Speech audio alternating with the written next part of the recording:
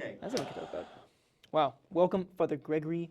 Good to have you. Good to be here. Yeah. Thank you, Brother Matthew. Thank you very much. Long I'm coming. Brother Matthew Artall. I'm a first-year humanist here in Cheshire, Connecticut with the Legionaries of Christ. And I'm here with Father Gregory Esselman. That's casting a wide net. I'm getting uncomfortable already with the audience. Oh, yeah? I naively tell them, who are you talking to? I'm at the Legionary of Christ. Like, what in the world are you seeing back there anyway? Welcome to our seminary. I better say, I'm Gregory Osman, priest, human being on planet Earth. Of the galaxy. Exactly, of the Andromeda. No. We should go and look at the Oh galaxies my tonight. goodness, yeah, no, I'm, okay, fine, I'll be all proper and say I'm the Territorial Dean of Studies of the Legionaries of Christ North America, and I guess my assignment is, I guess, that's one of my assignments. The other one is the Young Men's Section Director for Edmund Christie in Dallas. Amazing. Love that. And a few other add-ons for in case I have free time. Yeah, you do. They made me cook. When do you cook? What do you? They made me cook, and I'm still bitter about it. No, now you know what happened. So there's this old Irish priest that has since left Dallas for Washington. Funny, his father Owen Kearns. Okay. Oh. The famous Owen Kearns. Yeah, So they had just lost their employee 6 months before I got there, and it's like I like to cook, and he looks at me like without saying anything. And I said, "Is something wrong?" He goes, "We haven't had one of those in years." So they were in crisis. They were in a complete free fall food-wise. Oh my gosh. And this is tragic. And putting together jelly beans and pieces of bread and things, cobbling together. I said, okay, I know the Lord's providential hand is involved in my apostolate. I didn't know how deeply it was involved in me getting all the here. way to the heart, through the stomach. All the way to the heart, all the way to the chef's knife. Wow. That was dull. Oh man, so there we are. And now you're the cook, and you're cooking up specials, making people feel at home. That's right. The funny thing, Father Ben O'Loughlin, God bless him, he's in Philadelphia right now. He says, you're an asset to this community because you just came here and you're able to be and not fix the darn world. Whoa. I'm like, what does that mean? Why would I care about that? He says, no, just keep doing what you're doing. Just don't pretend to change the world on us. I'm like, okay. That's a good thing. I can be. Because see, that's interesting, because you're just being, and it kind of changes him. Like he noticed it, no? Probably. That's kind of interesting. Yeah. Wow. Evidently. Well, thanks for just being. I know, right? It's cool when people thank you for being. It's actually, I just read this book, Fire, Divine Love by Wilfred, I forget his last name, Right. but Stinnison. He's a Carmelite. Yeah. And he says there's this phrase right now in, I think it's Icelandic or something, it's like common. And people say, thank you for existing. That's like what it means. He's like, do you ever just thank God for existing? I don't know. That's a great point. I don't know. That's well, because we like to thank people for what they do. right. I have no involvement in this me being me. So it feels like, what do I do with that? What do I do with that gratitude? I don't know. Random thought. Good question. Congrats for that random thought. Okay. Anyways, well, that was a good. Yeah. Good. Yeah. Wow. Speaking of not being and doing stuff, you do a lot for the Gregory. You do a lot. You try to convince myself. You do. You convince some people that. Okay, so I'm from Louisiana. We were talking about that, and you had a camp down there. You had something you did down there. Yeah. Oh, should you tell us about that before? Because we're trying to ramp up here. We're trying to get into this conversation. Oh my gosh. Tell me about your. Ramping up. Whatever you did down there. Right. So 2015, I was actually up here in Cheshire, right, pretending to do youth work. Thank you. Convincing people I was using that stick shift camera well before I got retired. Cheers to Sam Chow out there. He's watching this. We were in that camera a lot of time, a lot of miles accumulated. At any rate, that was the prelude to me getting to Louisiana, where my community, we were three. Father Jacob Dumont, Father Stephen Ellis, myself. But Robert DeCesar just went north, and like, okay, all right. So a fearsome threesome, and like, you doing the youth work? I'm like, okay. And so I got the tour by one of our wonderful lay people, Miss Martha Lindley, God bless her. You know, the Lindleys are great Redemption Christian members down there in Covington. And okay, this is what happens, G, and we've been doing this since the 90s. Like, oh, really? There's accumulation. But the property was owned, and still is, by Miss Madeline LeBlanc Cottrell. Also, her and her husband are great supporters of ours, and I want to highlight that in such a special way because since the 90s, we haven't been exactly making money. We don't do that very much. I know, exactly. So unlike our other camps in America, Castleton and River Ridge, we didn't have that responsibility of making it fiscally viable. And then I show up, and that was kind of the time when she said, "Hey, it should be good to start getting that way, to start making it viable, so I make the thing You've got a grow, situation. make the thing grow again." Yeah. It's like, I don't know how many people are coming here. I cobbled together the first coolest flyer I could find with like horses and knights and cool stuff, and I call it Knighthood Weekend, and it was a break from the erstwhile tradition of just showing a terrible photo of kids up, Have you been to Bocan? No, I've actually never. All right, there's an upper floor of Okay. the main house, which is the chapel. There's kids kneeling there. Windows aren't back behind the altar, and so photos towards the source of light are always gonna be horrible photos. So you can't say That anything. does not promote your thing, So you were like, whatever it is. And I scrap the photos. I'm going artificial. Okay, I'm gonna paint a fantasy in the minds of these people like they have never experienced anything before. And so we're gonna try and beat the fantasy. I didn't. So I was not aware of the chatter among them, but of these, one of the longest standing conquest clubs in America was in Baton Rouge. Really? I'm sure you knew about that. But I whatever, didn't. the Mitchell J people and et cetera, and so they're kind of like, this is new. This is new. I didn't hear about this till like years later. No, this is different. It's like the underground. So they started the chatter, and the start of the pitter patter, and everybody started showing up. But that was just a meager beginning. I'm grateful for like so much background stuff. One of those being, I did run Camp River Ridge for one summer. Okay. When I was still a deacon, and we called it, what was it? Camp Riverdale. You know why? Because we almost got sued for calling it Camp Rivendell. Yeah, of course. I mean, how'd you guess there would be copyright issues? Of course, there's copyright issues. Open the first Every page. time. Like, yeah, that's a great. Every time. And so just to spite them, I'm gonna put "Thy Kingdom Come" on every kid's shirt in Elvish, and we did. Did you really? Oh yeah. We didn't know how to pronounce it. Had no idea how to pronounce it. Like So that, however, was the first foray into LARPing. Oh, yeah. Live action role playing. Those people, that can be a kind of a niche, a little eccentric crowd. Not that we're doing that, but there was a lot of foam, sword, pummeling of each other. It's like a boy's dream. No, right. And so we introduced that. We brought in some guy who was this LARPing martial artist, and so he would teach. He did give a little seminar to the kids on the different styles of combat with the different foam weapons. And I never saw such transfixion of attention. I'm like, I just stumbled upon something amazing here. It was great. Because the kids were all they were all paying attention. They were all like undividedly, and they were, in my opinion, like the worst kids ever. And it's just like, oh, does everybody see what's going on here? Like, okay, can you just keep talking indefinitely? It was tremendous because he brought them up for to test them out. It's like, okay, really? Everybody, like, choose your weapon. Long sword, mace, spear, whatever. And like kids go, okay, I'll take the mace, right? And that was what sealed the deal. He would wreck them every time, right? He'd take his sword and their mace would wrap around it. He'd rip it out of their hands and then have them in a headlock, slit their throats with foam, of course, right? Okay. And it's like, okay. Then they were convinced this is not just something he made up. This is all legit. He'd have his shield. Like, you can choose any weapon. I'll just have a shield, and he'd pummel them to death with his shield. He proved it. Yeah, and so that changed the course of the camp from then on. Everything was geared towards battle. They would march in formation. Like, okay, there's reason to practice. Like, all right. So that experience had kind of marinated in my brain.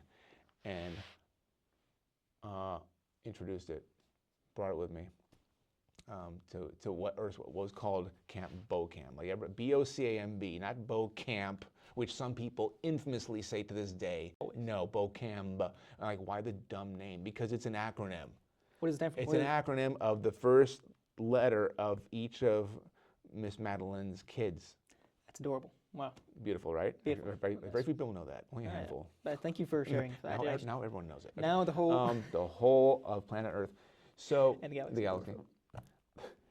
The turning point. The turning point came when Father Lucas Machado, who is now like head honcho chaplain of the Anahuac, okay, in Mexico, Brazilian.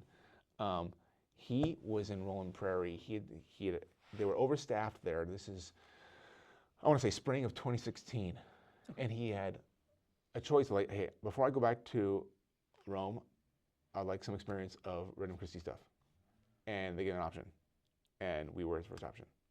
Okay, so what a gift! I had no idea of the gift, but it was there because he was younger than me, and in some ways more energetic, but just as I guess also kind of a neat freak. He loved order, and so like we were two peas in a pod, and I like, yes, we love order. Good job, right? And so we spent one night before the summer camp of June 2016, and we invented a story. It's called one night you. No, I stayed up till the wee hours. Okay, it's the legend of the silver tree, and it still exists. It's only 3 pages long. Okay, so the point is, between the two of us, we would correct each other's narrative arcs until we ended up with the perfect nuclear legend upon which indefinite episodes and series could be extrapolated from. And to this day, 6 years going, they haven't repeated a single storyline. They just kept a new spin-off from this Aboriginal thing. People come, people don't go. Like your Amazon Prime series. Like like 50 characters, half of them die, and new people come along halfway through. And it's totally good. Yeah. Wow. And so there's a running document of the Argentus storylines. Argentus means silver in Latin, so like, okay, we like that. Land of Argentus sounds cool. Nice.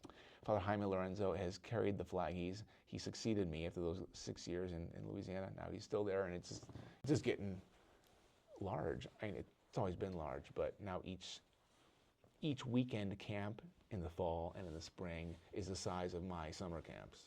So wow, hey, that's heights. Yeah, really. I mean, new heights. Why do you think boys like fighting and formation? And I mean, why do you think it grabbed their attention that they couldn't stop looking at this guy? He was beating them up. I mean, that's ridiculous. Right. That was part. Look, that was part of it. And so it took me some years to wrap my head around the phenomenon. Like, why are they so excited? And this is not. I don't take credit for like inventing the first storyline-driven camp. Sure. That we have a great camp in Calgary, Arcathios, and back in the day, I think Father Daniel Brandenburg, Camp Daniel Boone. Like, okay, like to me that sounds corny. Father Daniel, I love you, man. I respect that. I haven't been there, so I can't make the judgment. I'm just going off my gut reaction of what a creaking wagon would be, and someone shooting with a coonskin cap out of the wagon. There's Daniel Boone. Okay. Watch that coming up. So I'm definitely going the more medieval kind of, lopping heads off style. So this existed. This trend existed among the Legions of North America who were doing youth work, and we were discovering that the male psychology will, especially among boys, they'll latch on to a narrative, and they will willingly go along with it if it's cool enough. It's believable. They don't have to 100% think, are those people really trying to kill me, right? They're like, maybe they're kind of good guys underneath, but this is too cool of a story to like say, I know this is fake. No one knows. No one does that. Like, but there's a cutoff point. You know, let's say after 8th grade, like you make them part of the staff. Like, okay, you're on the inside, right? But 7th grade and below, like, you're fully receptive to what's going on here. And the virtue you try and teach them, because we've always been about formation. That's our bread and butter. Yeah, that's right. But how to go about that? The virtue will be had by the maximum psychological and physical involvement together. Okay, that's crucial. That's crucial.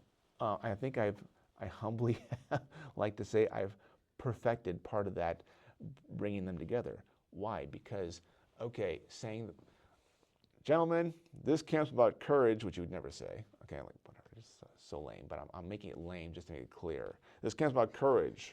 One of our people is held hostage by the bad guys. We have to go slay them and get them back.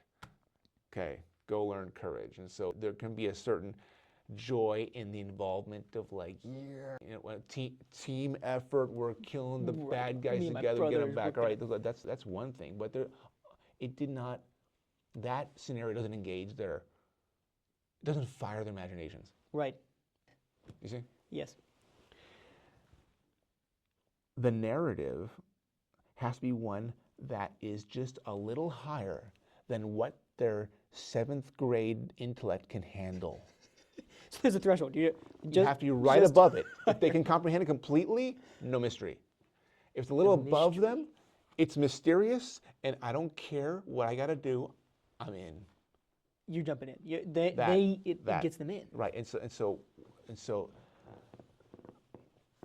you would take care of the believableness of the plot, meaning the wardrobe, all the trappings have to be as real and legit and authentic as possible. Like no bad guys, which avoiding copyright again. No orcs, but Molochs. I invented the word Moloch. M-A-L-U-K. I like to put a little umlaut over the U, Ooh, whatever, just to make it look cool. No, the Moloch. So no Moloch can have. Can't see the brand of their tennis shoes. They have to be all black, like everything, just like nondescript, something from a different world. Okay, because you have to be in the experience. You're from a different world. That's all in place. That's all kind of a given.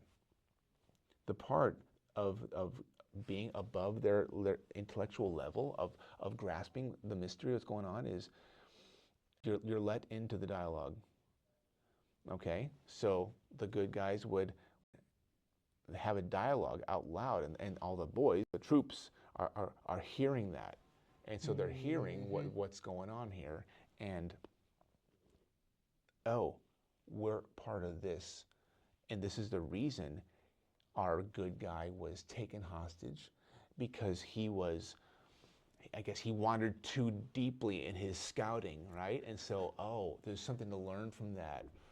Don't be presumptuous of your own strength.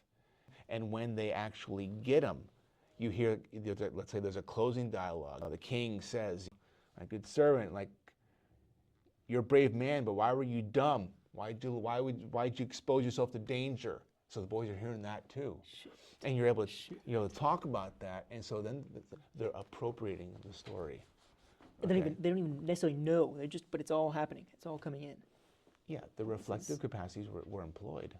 Oh, wow. So mind and body together are let's say are firing on all cylinders. When that happens, let's say the character formation, like of whatever goal of virtue you want them to get across, it comes in by osmosis. It's soaked in through their pores, and I don't know how to explain it. I just know the after effects of like befuddled moms saying, "Father, what'd you do, my boy?" Like he's demanding that we pray the rosary together as a family, and he makes his bed, and like I don't get this. Like, wait, what's going on here? I don't know. So it must have been the lopping off heads that made him make his bed or something. Whatever. I don't know how to connect those two. So when we went all the way through, that's when it was. Yeah, that was phenomenal. Wow. Fun little fact about the believableness of it all. So our competition camp, Arcathios and Calgary, whatever. We have many reasons for saying that we're better. even though we're so fewer on staff. Up in Canada, you have the privilege of like 50 dads who are lumberjacks and have this somehow find time to make 8-story wooden log structure. Okay, Pyrotechnics, bring it in. Let's go. There's no laws in Canada. You can do whatever you right? want Well, there over are 8. laws, but they find ways around them, I guess. And so, So you're the underdog here. but my caveat is like they'll do all their war scenes in the daytime. That's great when you have people. If you have, like we would have, let's say 40 kids come to camp on a weekend. Seriously. 35, 40, whatever. And you'd have maybe 6 or 7 dads who can stay as chaperones and help out in the kitchen, blah, blah, blah. Well, that's not going to be a pitched battle. That's dumb. No Right, one cares about that. So that's why all our action sequences, all our Argentus storyline sequences are at night, in the dead of night, in woods, by torchlight, with diesel fuel. Why not gasoline? Because diesel fuel burns slower and a redder, darker, smokier hue of flame, okay? Chicken wire around a rag on a tree branch. That adds so much to your cinematography. But just the overall psychological effect of the kids, when they see 4 dads dress up as very, very intimidating Molochs. They've got horns, they've got everything. axes, Like it's crazy. the worst thing. And in the confines of woods, with these torches throwing weird, eerie shadows everywhere, they see 3, they would swear there's 10. And now the psychological tables have tilted in our favor, and these all 30 kids will be in full retreat, right? If and unless their own, I guess, house leaders would say, no, hold the ground, and they would have to face their fears. Whoa. Right? Whoa. And so we found the magic combination by which to tilt the, let's say, the narrative drama in our favor. Okay? That, irreplaceable. We're very blessed in Bocam with a large back 40. And so different confrontations with the forces of evil can happen in kind of different places. Not unlimitedly, because there's probably no square inch we haven't explored yet, right? The smarter campers can be, oh, we've been here before. It doesn't matter, right? No worries, it's a new enemy. This is a new enemy. New chapter, son. Yes. Next point of staff. Exactly, right? Yeah. So that was an aspect that added so much. So believableness with just a sufficiently complex narrative that's consistent. Complex narrative as in one step above their brain level, consistent because 70% of the campers will hold you to the consistency of your narrative. They know. Lord Baldur never did that. You can't just switch it on. Never, ever, ever. Like, so you are so obliged before every new counselor, any new dad, we make them read up the storyline. Heaven help you if you stray from the storyline, because the kids will call that out. It's fascinating. That's amazing. Fascinating. That is fascinating. Yeah. So,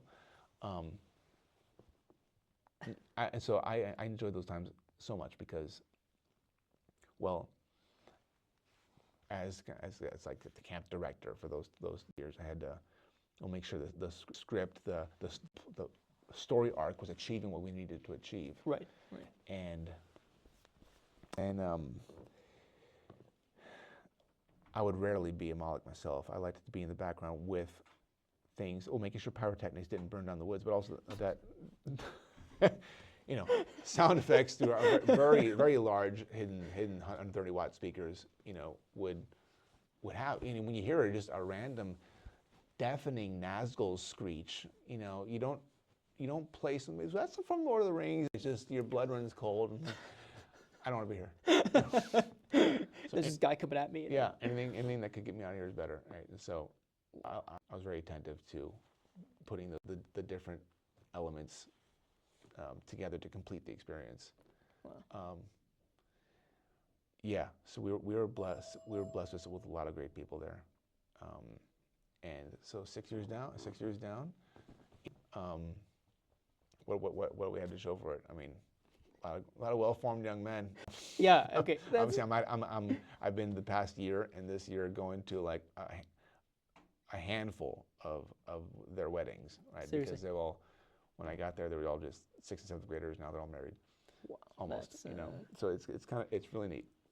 So why for you, like, why form the youth? Like, why and what are you continuing to do? I mean, now you're not working in the camps; you're working in Dallas. Yeah, over the young adult sections. Why are we so like? Why is this such an important thing for Raynham Christie? To form the youth, to produce things that they can engage with. Yeah, I thought I knew the answer back then. Yeah. I mean, it wasn't a bad one. It was a bad one. It was like, all right, I got the answer. The youth of the future, all that nonsense. Okay, great. That's not false, by the way. Sure. I mean, It was just my throwaway answer at the time. Everybody, everything we do is like the most important thing. My job is important because I'm doing it. Can't you see? Like, look at this. Look at this. I mean, what else would I be doing? It's obviously I think right. important. No, I see it now in a way I never saw it before. I said, oh my goodness. Among my Raynham Christie young men in Dallas, the guys who have conquest and consequently ECYD experience, let alone those who are RCMC, they're the ballast of my section. I don't have, they get our charism because it's in their pores. And that's how it got there. I have a couple gems of like young men who've like literally fallen out of the sky. Like, hey, don't know us from anything. And after 6 months, their identification with Raynham Christie is incredibly strong. But I also appreciate those areas. Yeah, every now and then you'll get a diamond in the rough. They're called diamonds because they're rare, not because they're like sand. We need more people. Right, exactly. Right, so that's not going to be the norm. Mm-hmm. The norm is going to be the people that come from our youth work are going to be the future of what Raynham Christie does. Absolutely. So, like, oh my gosh, now I find myself like, Father Kevin O'Byrne, ECYD director in Dallas. Like, Father Kevin, how can I facilitate robbing Father Jaime's missionaries for a weekend, getting them over here to talk to these knuckleheads in the high school. Mm-hmm. Right? We have our school there, the Highland School. Like, we need to talk to these kids in high school because we need to get in them the idea that being a missionary, that could be cool. That could be not just fun, but right? Do something. Because I have a lot of skin in that game. Really? I realize that. Like, if I don't have at least some semblance of former missionaries around, they're gonna be like unstable. They won't have the solidity of people around which to rally. They need the nucleus. They rally around those people. Like, yeah, he knows what's going on. Right, because he knows the scares him. He's experienced. And the young women's section, same thing. The ex-missionaries, like, everyone rallies around, like, oh, they know what's going on. Yeah, and then they're all happy and they feel they can like do cool stuff and they have the confidence to do stuff. Mm-hmm. Because we presuppose a lot. We presuppose what's our job? We don't go form apostles, right? Yeah. The idea that I'm forming someone and accompanying him as he forms others is an extremely delicate process, almost wishful thinking. It's kind of like, okay, that's so cool. Raynham Christie was given by the Holy Spirit probably among the hardest things to do. Just form people who are capable of making apostles out of others. That is such a lengthy process. Mm-hmm. And when I have, for example, a former Raynham Christie Mission Corps missionary among my young men section, to tell him, hey, we got to form these other guys, and I'm going to accompany you. It's like, gives me a thumbs up, and goes to do it. That making that little transactional knowledge there would take months otherwise. Mm-hmm. Because they grew up with it. They've received a lot from you over the years. Oh, right, not just from me, from everyone. From everybody, from everyone who does that, right? And so people who are in ECYD, like, they have this, even ECYD, like older ECYD kids have a sense of, no, we gotta like do it cool, so these guys know how to do it cool. Right, in their basic language, they understand the chemistry. They drank the Kool-Aid. They've got it. They know how to give that. They've got it's what they received. Yeah, and so it's not like they don't look at you like you have two heads when you say, no, you got to form. I'm going to help you. I'm going to accompany you as you are starting to form someone else to do something great. Because, oh my gosh, the best that they think that most, let's say, Catholic young men and women would put for themselves as a goal is to help somebody, I don't know, convert. Right. I mean, that's and the what goal, more do you want right? me to do? I gotta go to confession. That's it. I did my job. Like, yeah. Hence, this is beyond that. Right. We need to go further. Whole different way of thinking. This is a wow. Yeah. So that's the goal, and that's what you're working on now in Dallas. Yeah, Continuing right. And I don't build up. get to work with the exact runoff of my youth ministry, right? Because I'm 7 hours further west from that lovely crowd. Greetings to all my Cajun people. Go Tigers. Go Tigers. Go Tigers. The Tigers. They lost, right? They lost against Bama, didn't they? No, don't tell me that. This is tragic news. Should we talk about LSU now or later? How about never? Not anymore. Not right now. Not right now. Yeah. No. Just my hopes were that the Crimson Tide would be halted one more year. That'll be doused, yeah. held back by I don't know. Even Georgia's better than that. Oh, but whatever. Yeah, I'll work with it. Yeah, we can. We're here. We're here in Texas now, and hey, for the past decade, I mean, Dallas was seen in the territory as okay, well, that's the flagship of young adult sections, right? Really? Of sorts, right? And we've not to say you've been like this mythical Yankee Clipper ship or anything. Had our ups and downs too, and so right now, and it's tough because you have an attrition rate. You have young men's teams, and like okay, but I think between Bob Ben and I, our principal was like, once most of you guys have your second child, all right, then you're graduating. You're to the men's group now. men's section, all right. And so then well, guess what? I got to start all over again. But it's like you were talking about in the beginning with the camp, right? We've got a nucleus of our charism, and you keep spreading out, right? They're coming from the nucleus, they're going to the camps, coming to you, and then you're sending them on further to mission. Yeah. You got to accompany them the whole way. That's right. Yeah. Right. Well, for us who want to. Is Jamie wrapping us up? Jamie's wrapping us up, Oh Father. shoot! I got to talk about the fat squirrel. You want to talk about the fat squirrel real quick? Fat squirrel 5. Tell me about the fat squirrel. What's the name? Fat squirrel What's 5 the name? is the glog. The glog. The G glog. The Because G you blog. Sorry. Because you're Father Gregory. No, right.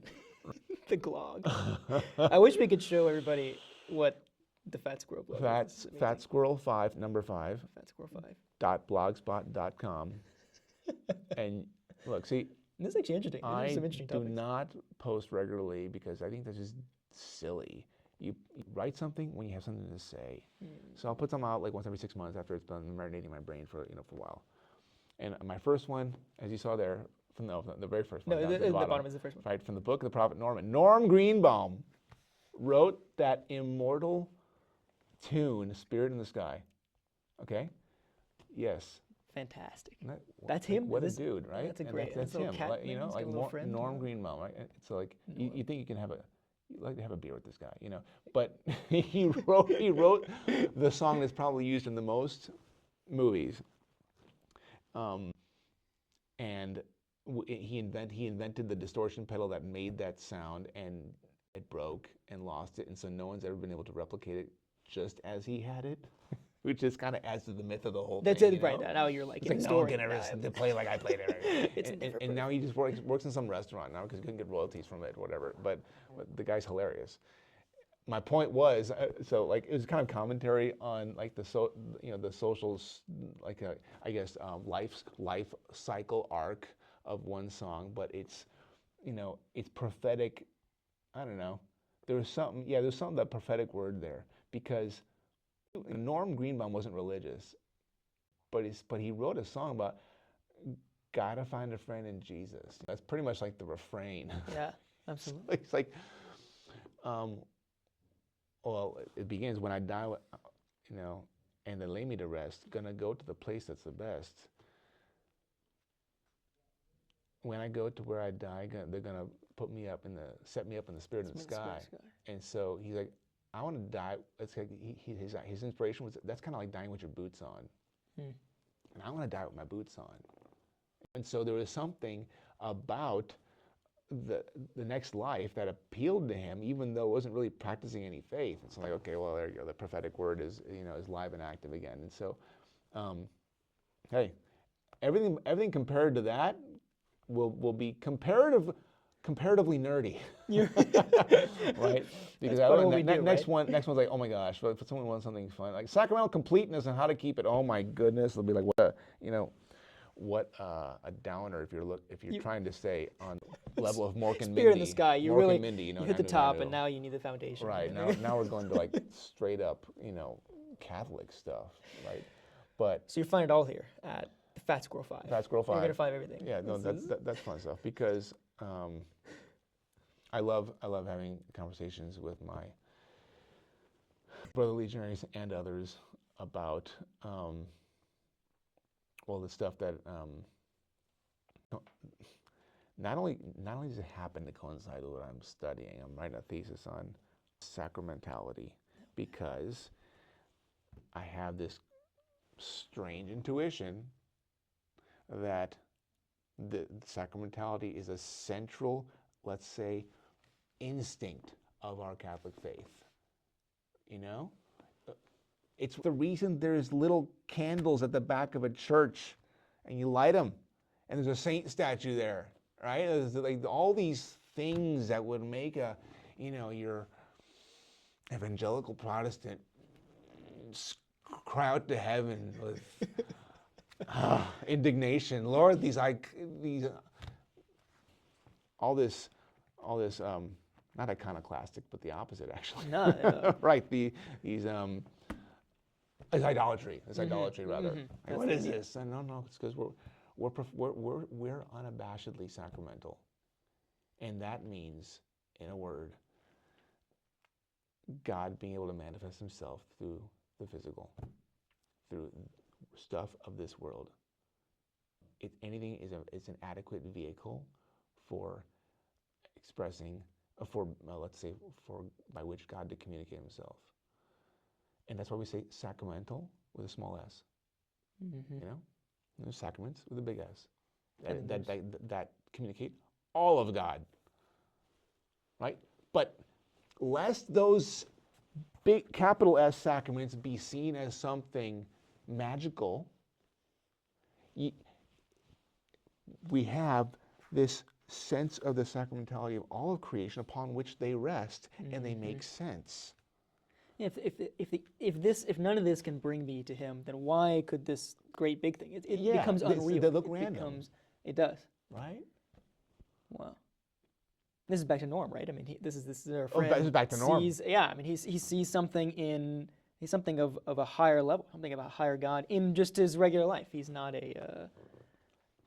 he's not a religious man, but he finds a path. Yeah, found a path. I wonder about that. Are you kidding? No, stop it. You gotta update your link now. Complete lies. They're trying to shut me down. They know it's this cool. Is proof. They're trying to shut YouTube's the trying G to shut blog, me down. Fat Squirrel 5 getting shut down. Yeah, the glog. What new? Persecution for the sake of the kingdom. Count me in. But Regnum Christi Gloria Dei. Yeah. Wow. That's awesome. This is great. Look, I think we should do like 2 more episodes. That's it? Aren't you supposed to run 3 hours? Where's our manager? More time? No, he's not. He's shaking his head. Yeah, it's not. Maybe that's just fuzzy glass. It's not looking so good though. Oh, that red blinking light. It means we're going to be evicted shortly. Yeah. Wow. This has been a pleasure. This has been great. Seriously. No, so Thank you. Yeah, call it episode 1.0. Episode 1.0. Yeah. We're coming back. And we'll come back with decimal points of all sorts. We're gonna start adding in 5s. Yeah. Right. 0.5s and all this good stuff. Casual conversations recorded. Yeah. We'll have some 5-minute episodes. I love it. I love it. Wow. All right. Father, Well, pray for us. Godspeed. Thank you for that. Thank you. Yeah, please pray for us. Mhm. Yeah, we do pray for you. I don't know if you know. We do. I we do. feel that. I And, experience that. So Good. All right. Well, we'll see you again soon. looking forward to seeing you at Okay. least at Easter. Come on. At least. For sure. For sure. Everybody's got to be there. You got to be there. Big party. That's going to be a party.